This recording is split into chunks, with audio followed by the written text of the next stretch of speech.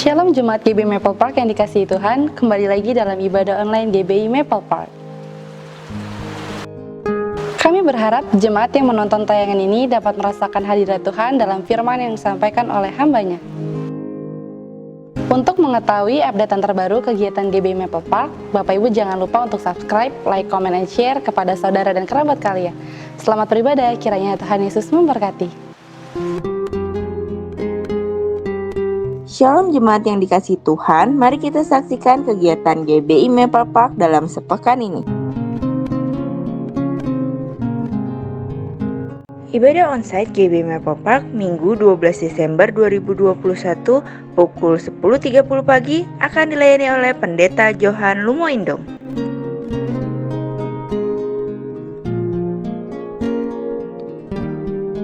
Untuk jemaat yang ingin didoakan secara khusus, dapat menghubungi di nomor berikut ini. Untuk kegiatan GBI Maple Park, Bapak Ibu dapat melihat sosial media kami di slide berikut ini.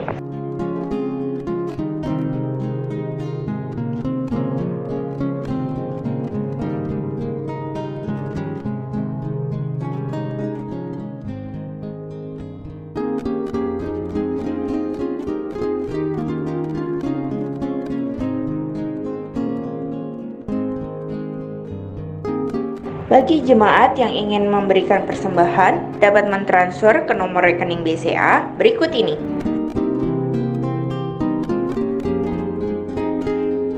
Demikianlah info news GBI Maple Park sepekan ini. Mari kita siapkan hati untuk memulai ibadah KTM pada hari ini. Tuhan Yesus memberkati. Mazmur 91. Dalam lindungan Allah. Orang yang duduk dalam lindungan yang maha tinggi dan bermalam dalam naungan yang maha kuasa akan berkata kepada Tuhan, tempat perlindunganku dan kubu pertahananku, Allahku yang kupercayai. Sungguh dialah yang akan melepaskan engkau dari jerat penangkap burung, dari penyakit sampar yang busuk. Dengan kepaknya ia akan menudungi engkau, di bawah sayapnya engkau akan berlindung. Kesetiaannya ialah perisai dan pagar tembok. Engkau tak usah takut terhadap kedahsyatan malam, terhadap panah yang terbang di waktu siang, terhadap penyakit sampar yang berjalan di dalam gelap, terhadap penyakit menular yang mengamuk di waktu petang. Walau 1.000 orang rebah di sisimu dan 10.000 di sebelah kananmu, tetapi itu tidak akan menimpamu. Engkau hanya menontonnya dengan matamu sendiri dan melihat pembalasan terhadap orang-orang fasik. Sebab Tuhan ialah tempat perlindunganmu, yang maha tinggi telah kau buat tempat perteduhanmu. Malapetaka tidak akan menimpa kamu, dan tulah tidak akan mendekat kepada kemahmu. Sebab malaikat-malaikatnya akan diperintahkannya kepadamu untuk menjaga engkau di segala jalanmu. Mereka akan menatang engkau di atas tangannya, supaya kakimu jangan terantuk kepada batu. Singa dan ular tedung akan kau langkahi. Engkau akan menginjak anak singa dan ular naga. Sungguh hatinya melekat kepadaku, maka aku akan meluputkannya. Aku akan membentenginya, sebab ia mengenal namaku. Bila ia berseru kepadaku, aku akan menjawab. Aku akan menyertai dia dalam kesesakan. Aku akan meluputkannya dan memuliakannya. Dengan panjang umur akan kukenyangkan dia dan akan kuperlihatkan kepadanya keselamatan daripadaku. Amin. Pentakosta ketiga. 1. Pentakosta ketiga adalah pencurahan Roh Kudus yang dahsyat di zaman ini, melebihi yang terjadi di Azusa Street. 2. Pentakosta ketiga akan mengakibatkan penuaian jiwa yang terbesar dan yang terakhir sebelum Tuhan Yesus datang kembali. 3. Pentakosta ketiga akan membangkitkan generasi Yeremia, yaitu anak-anak muda yang dipenuhi Roh Kudus, cinta mati-matian kepada Tuhan Yesus, tidak kompromi terhadap dosa, dan akan bergerak untuk memenangkan jiwa. 4. Pentakosta ketiga lahir di Indonesia dan bergerak ke bangsa-bangsa. Gerakan ini dari timur ke barat dan akan kembali ke Yerusalem. 5. Pentakosta ketiga akan memberikan kuasa untuk menyelesaikan amanat agung, dan setelah itu Tuhan Yesus datang kembali. Puji nama Tuhan, Shalom GBI Melopa. Dimanapun kita berada saat ini, kita siap bersuka cita bersama, amin.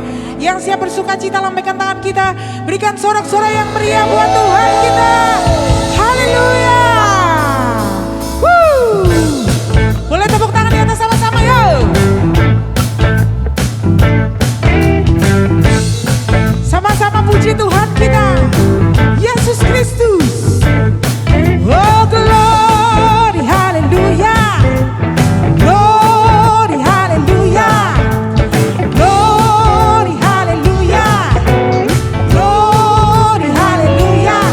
Di dalam namanya ada keselamatan kekal. Katakan glory, hallelujah.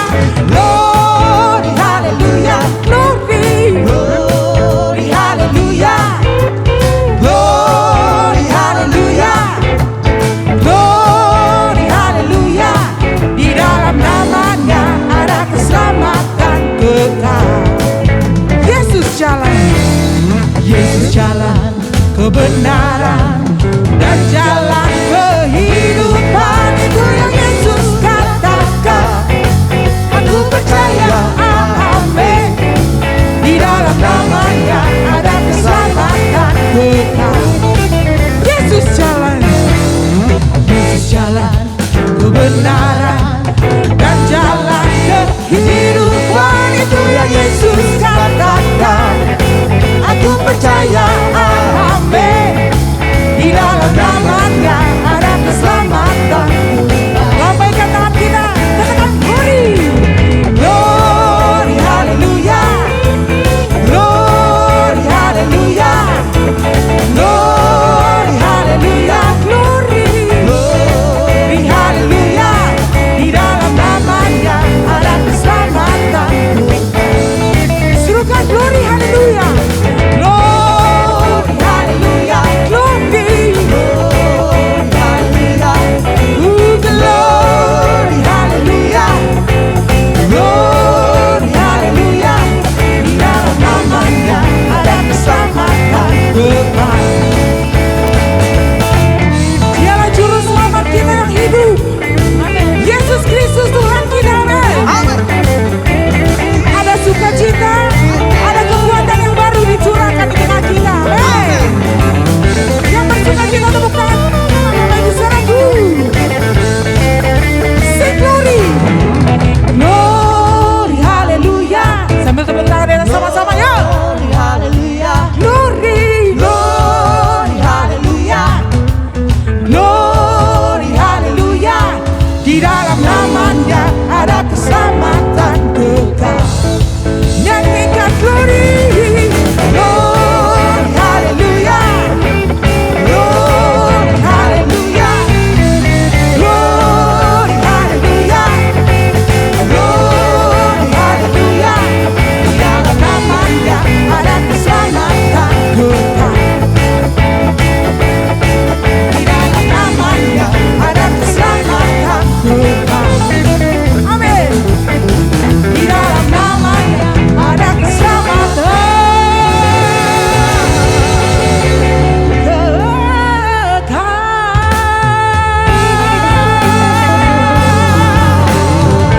Sorak-sorai bagi Raja kita. Haleluya. Amin.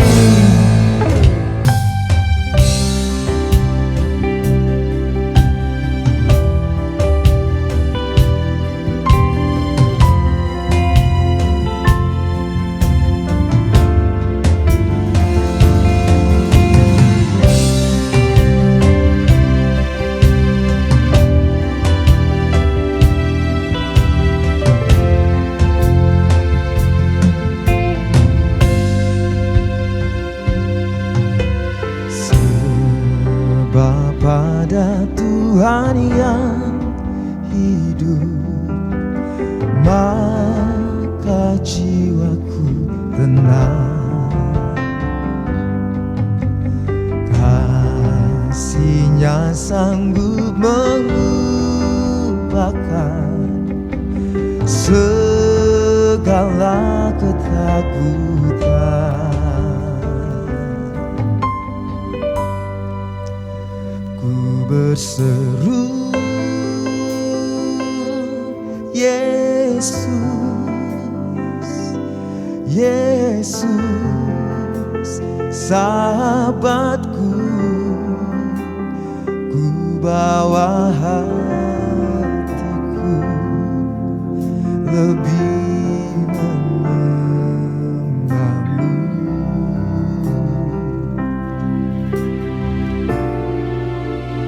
Ku berseru, Yesus, Yesus, Kau Tuhanku. Segala perkaraku ku serahkan padamu.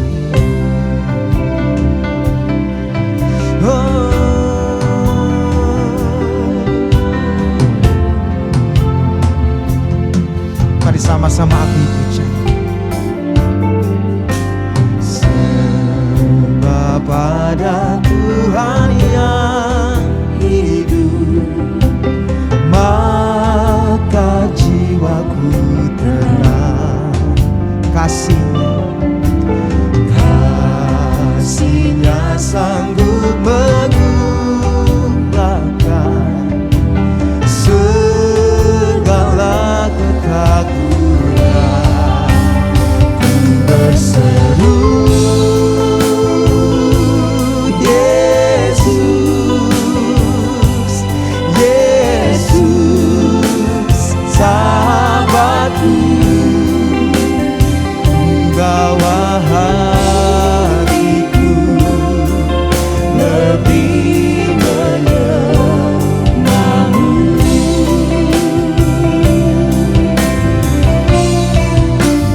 Ku berseru, Yesus,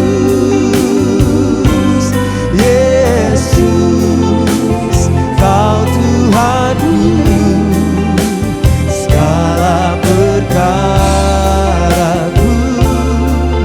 ku serahkan padamu.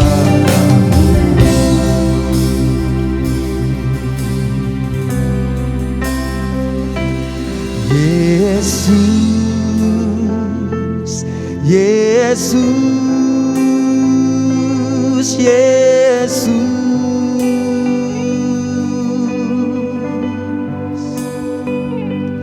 Yesus, Yesus, Yesus,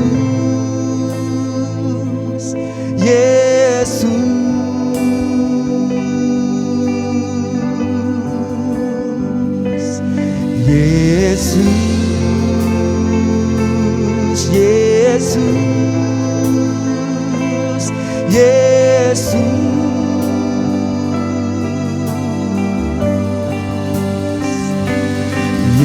Yesus, Yesus, Yesus, kami panggil namamu. Yesus, Yesus, nama yang berkuasa, nama yang sanggup menyelamatkan. Oh, Yesus, hanya Yesus. Oh, panggil namanya Yesus, Yesus, Yesus, Yesus. Ku berseru, berseru,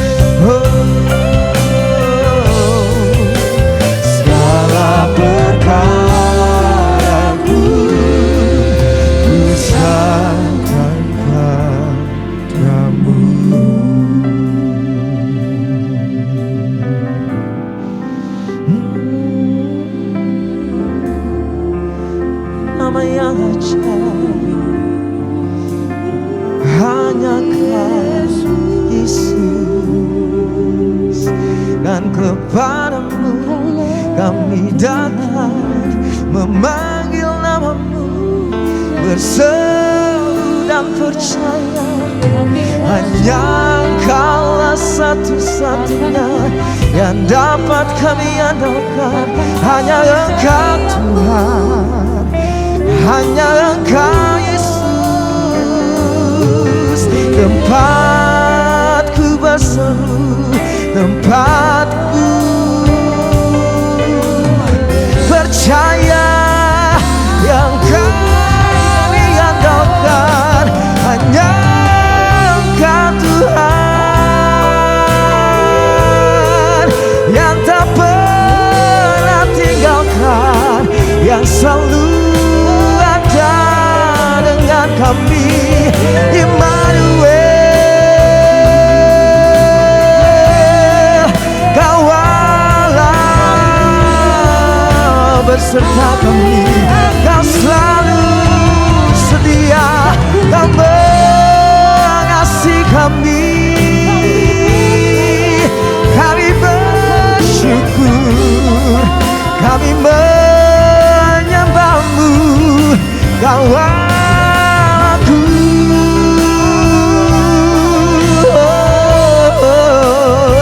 Hanya Kau Tuhan yang kami andalkan, hanya Kau Yesus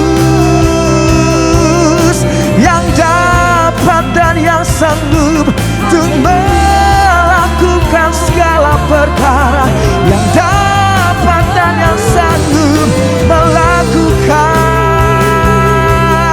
perkara-perkara yang ajaib bagi kami yang berserah, bagi kami yang berharap kepadamu. Oh, sebab bagi Engkau tiada perkara yang mustahil, bagi yang percaya hanya kepadamu. Oh Tuhan, kami bersyukur hanya Kau Tuhan, hanya Kau Yesus yang dapat dan yang sanggup melakukan segala perkara yang ajaib bagi kami, Tuhan. Oh, kami percaya, kami percaya, sungguh berharap. Syakarala mata karala maso,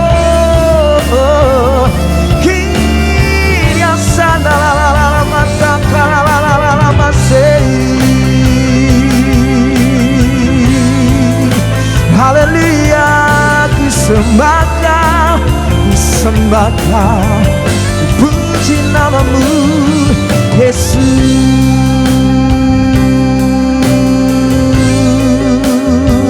Oh Yesus,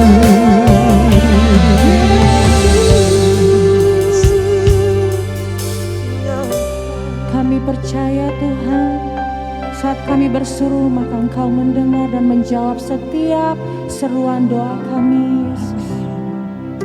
Kau satu-satunya penolong di dalam hidup kami, Tuhan. Haleluya, Yesus. Puji-puji namamu, Yesus.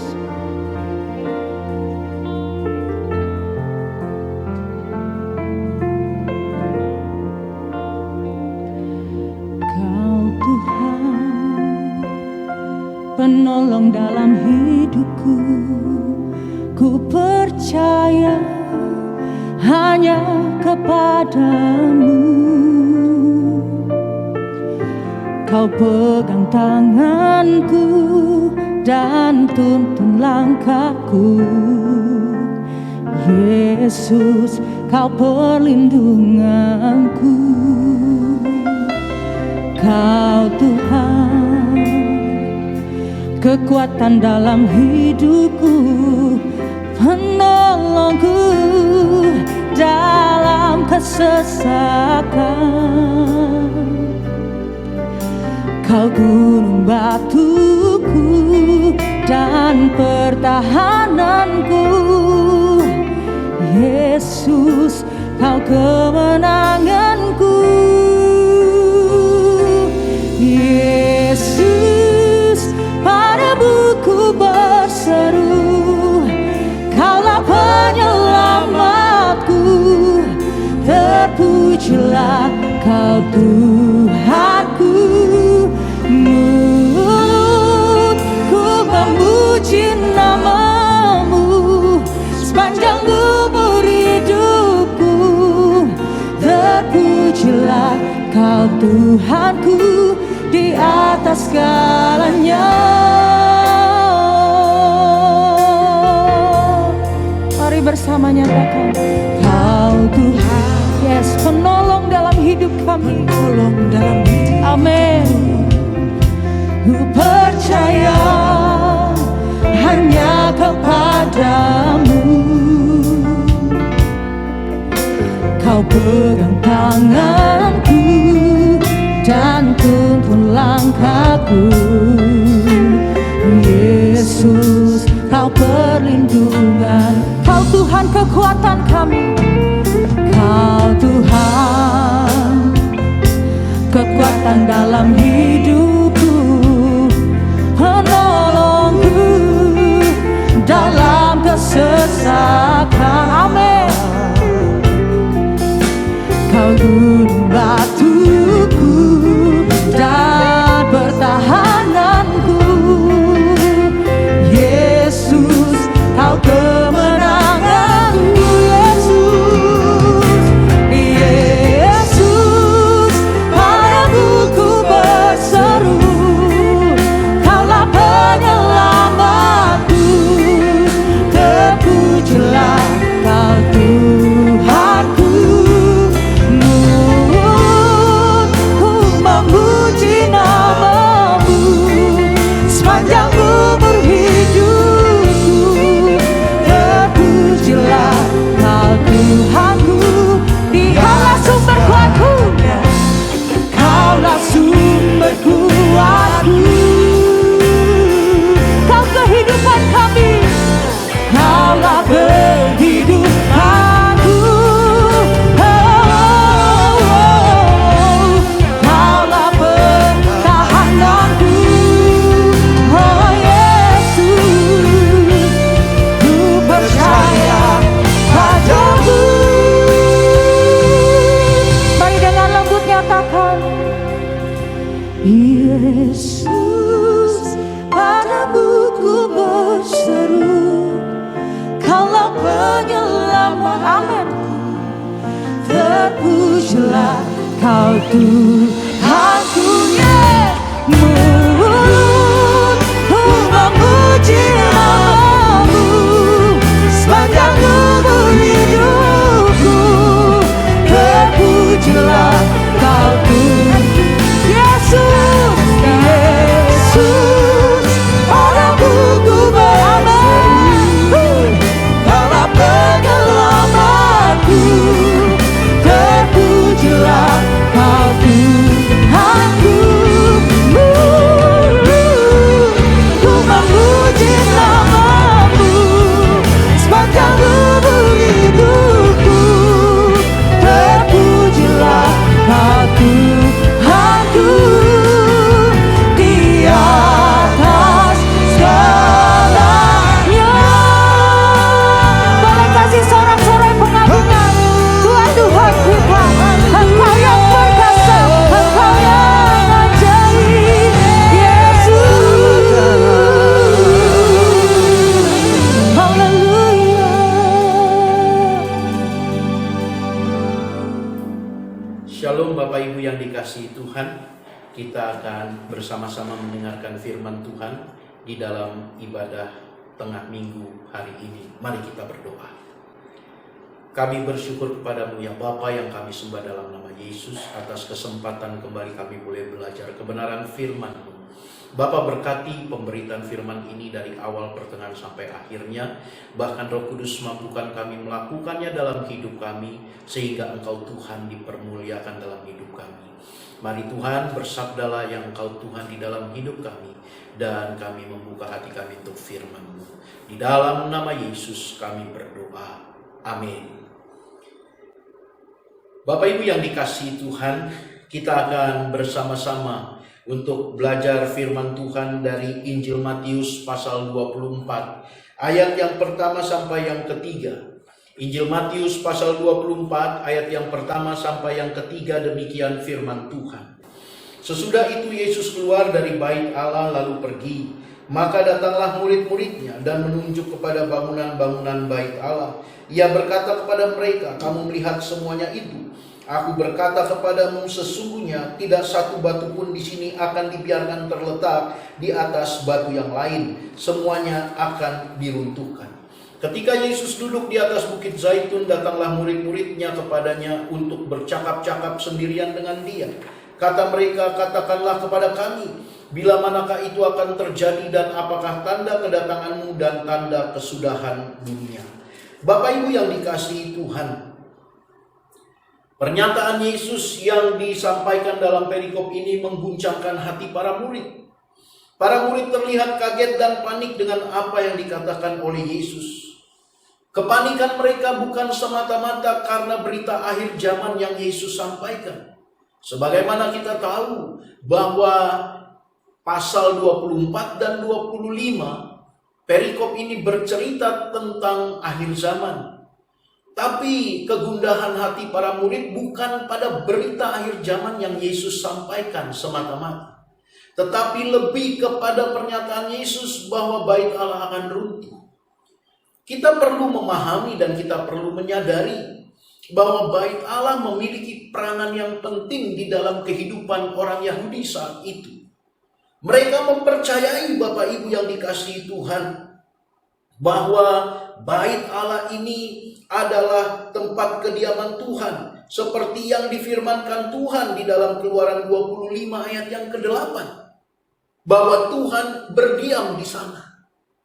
Jadi dari zaman Musa sampai kepada zaman Yesus, bahkan sampai hari ini kalau kita mau pelajari dengan baik, bait Allah memiliki peranan yang sangat penting dalam kehidupan mereka.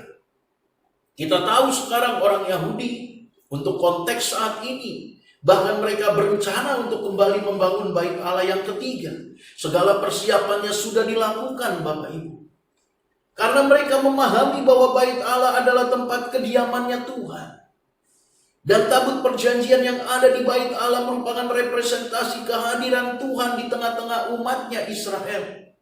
Sehingga pada saat dikatakan Yesus bahwa bait Allah akan dihancurkan, akan diruntuhkan, ini membuat murid-murid yang memang pada waktu itu adalah orang-orang Yahudi asli, dan mereka pasti sejak nenek moyang mereka diajarkan akan pentingnya bait Allah, diajarkan tentang peribadatan mereka di dalam bait Allah. Waktu mereka mendengar hal ini, mereka terguncang dan kaget sekali.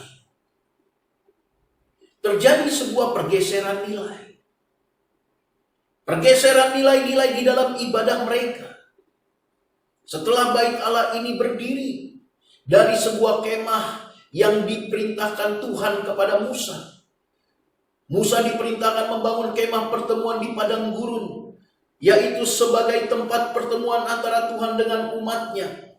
Dalam konteks ini, orang-orang Israel pada waktu itu masih memiliki nilai-nilai ibadah yang benar. Tetapi setelah kemah ini berubah menjadi satu bangunan fisik yang begitu kokoh dan begitu indah, sampai kepada zaman Herodes, bahkan bangunan bait Allah ini lebih indah dari bangunan bait Allah yang pernah dibangun oleh Salomo. Terjadi pergeseran nilai-nilai ibadah di dalam hidup mereka. Sama seperti murid-murid. Nilai-nilai ibadah mereka menjadi luntur karena kekaguman mereka bukanlah kepada Tuhan lagi. Kekaguman mereka bukanlah kepada Allah Abraham, Ishak dan Yakub yang kita kenal sekarang di dalam nama Yesus Kristus Tuhan. Tetapi kekaguman mereka sudah berubah. Kekaguman mereka sudah bergeser. Bukan kepada satu pribadi yang agung, tetapi kepada sebuah bangunan. Mari Bapak Ibu yang dikasihi Tuhan, kita belajar dari kebenaran firman Tuhan ini untuk memiliki nilai ibadah yang benar di dalam kehidupan kita sebagai anak-anak Tuhan. Kita akan melihat bagaimana Tuhan di sini mengajarkan kepada kita nilai-nilai ibadah yang sesungguhnya untuk kita jalani di dalam keseharian kita sebagai anak-anak Tuhan. Jangan-jangan hari ini pun kita memiliki nilai-nilai ibadah yang salah pada saat kita menjalani ibadah kita. Bapak Ibu yang dikasihi Tuhan, Tuhan mengizinkan terjadinya keruntuhan bait Allah. Tuhan mengizinkan bait Allah ini hancur.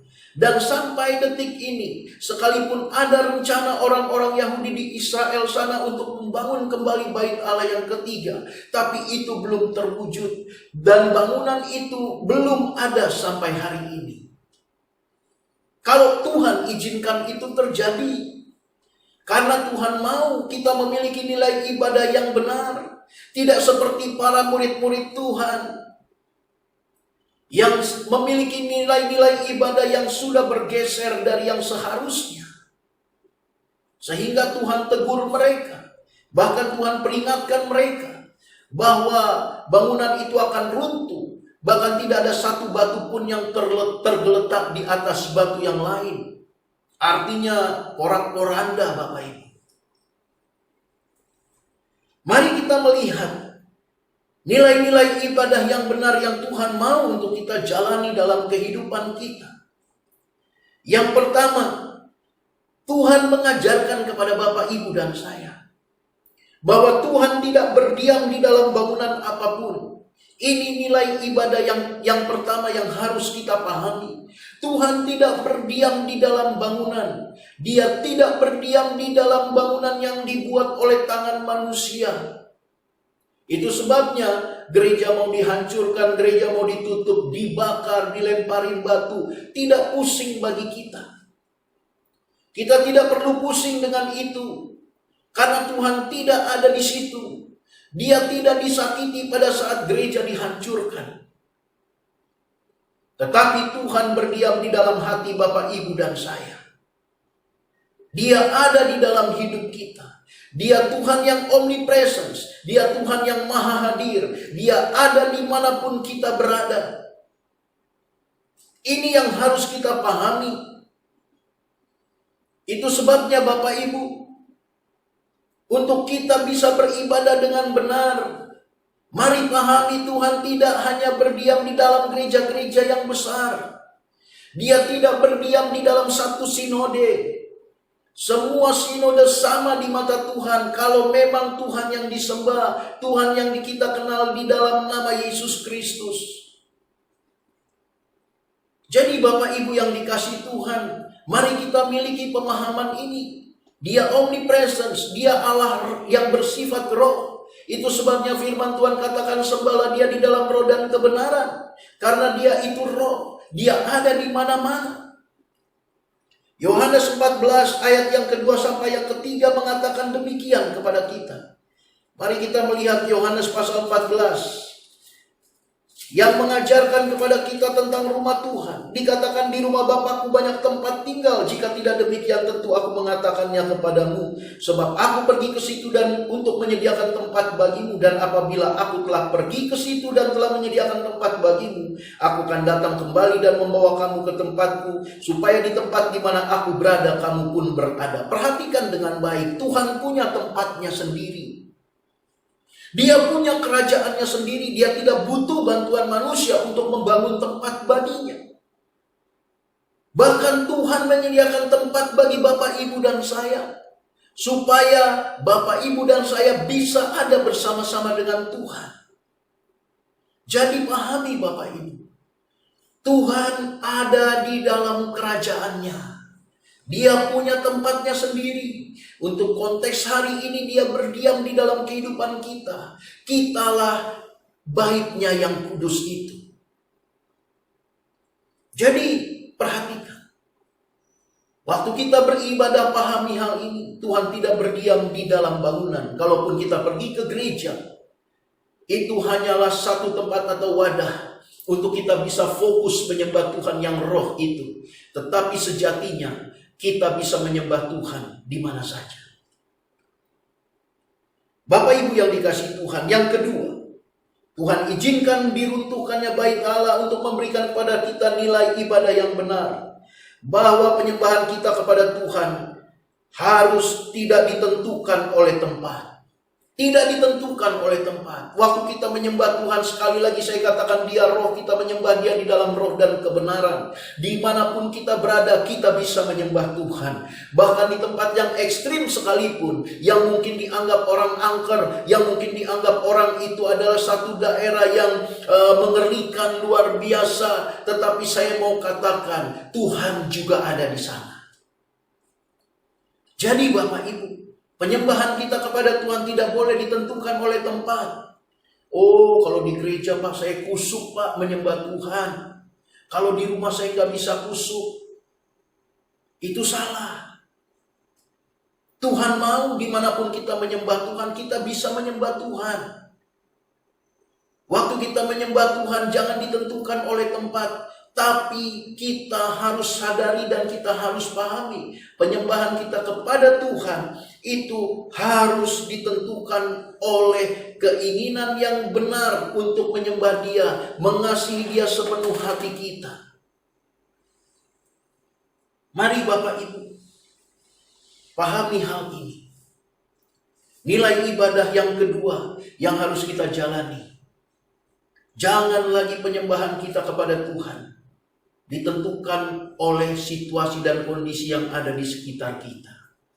Selama hati kita tujukan untuk menyembah Tuhan, mengagumi kebaikan Tuhan, kasih setia Tuhan, berkat-berkat Tuhan, saya yakin dan percaya kita bisa menyembah Dia dengan sepenuh hati kita.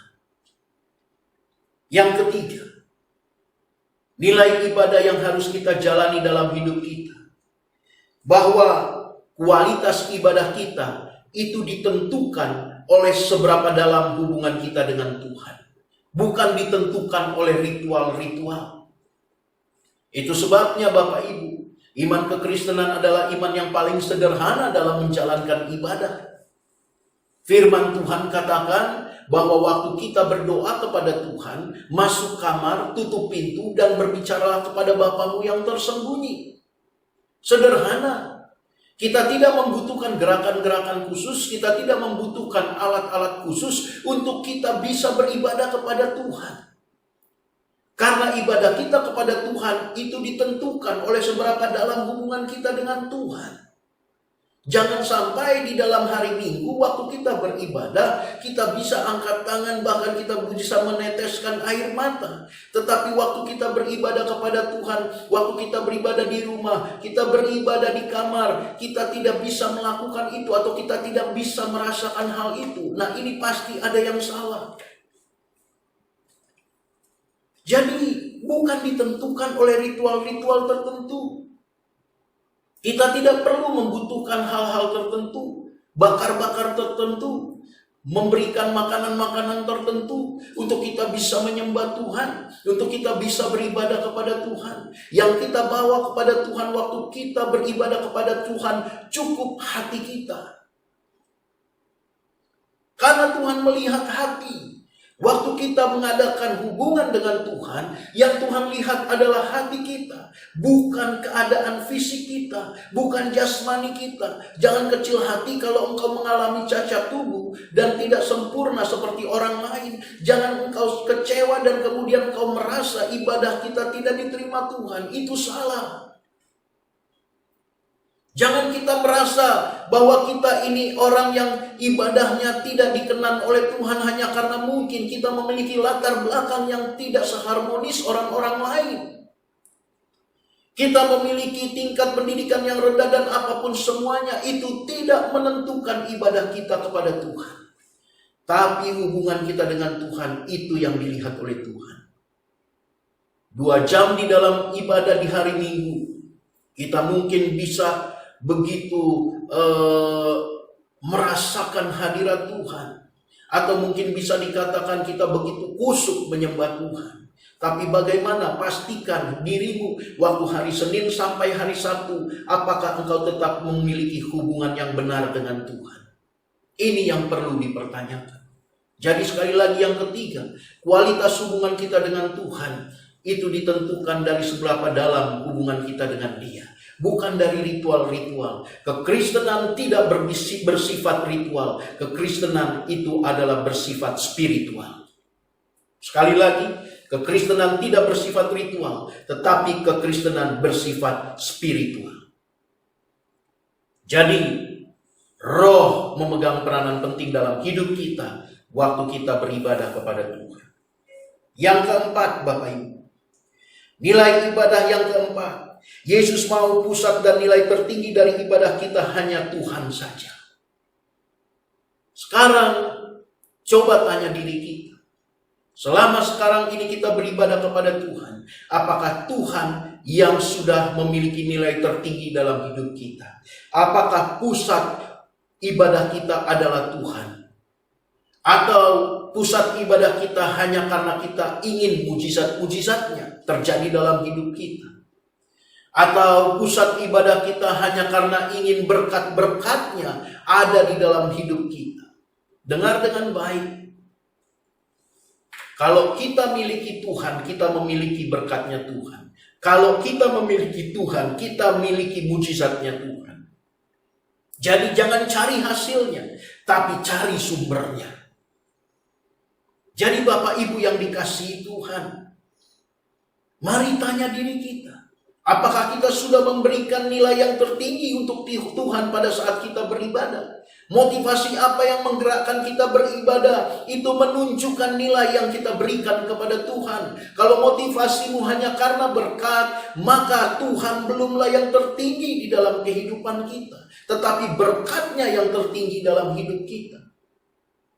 Mari rubah hal ini, miliki nilai-nilai yang benar waktu kita beribadah, Bapak Ibu, bahwa Tuhanlah pusat dari segala-segalanya waktu kita memuji dan menyembah Dia. Kita tetap bisa fokus menyembah Tuhan sekalipun mungkin penyakit kita ini belum diizinkan Tuhan sembuh.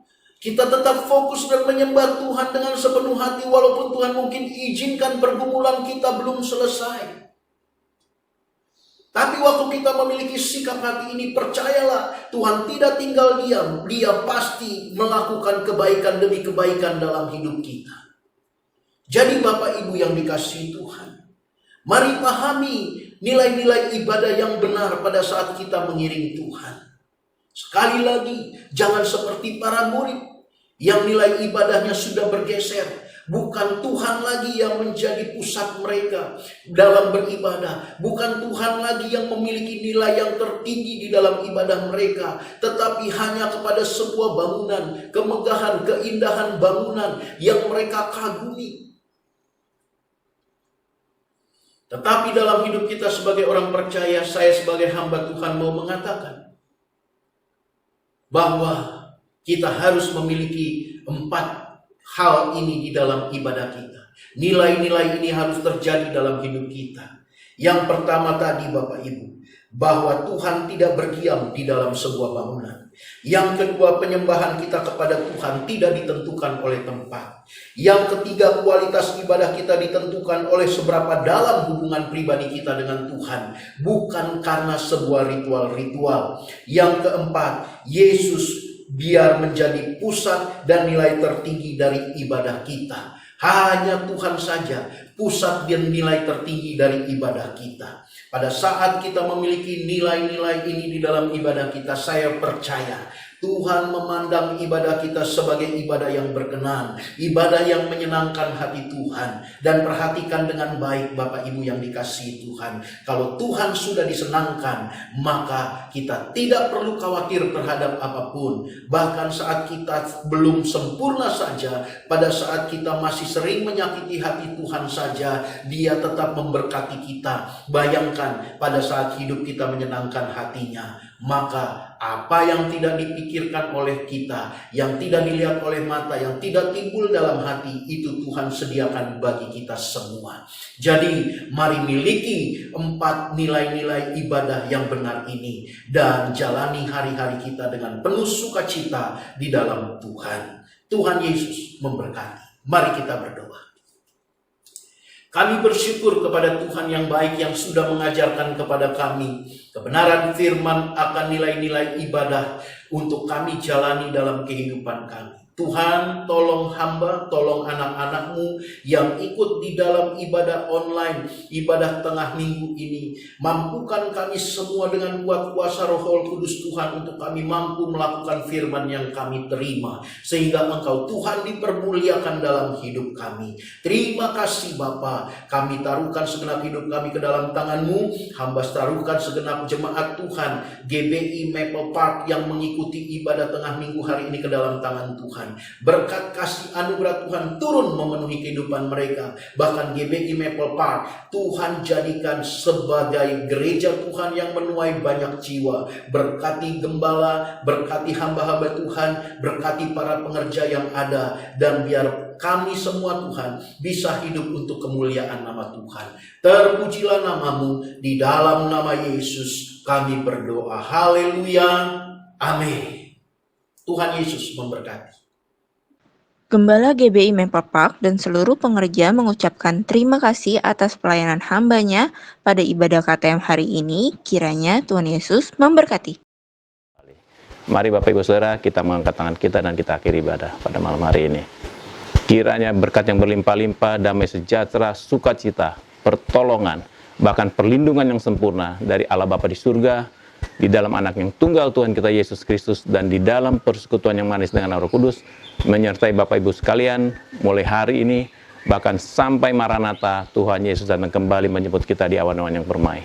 Mari kita yang percaya dan diberkati Tuhan bersama-sama katakan amin. Tuhan Yesus memberkati.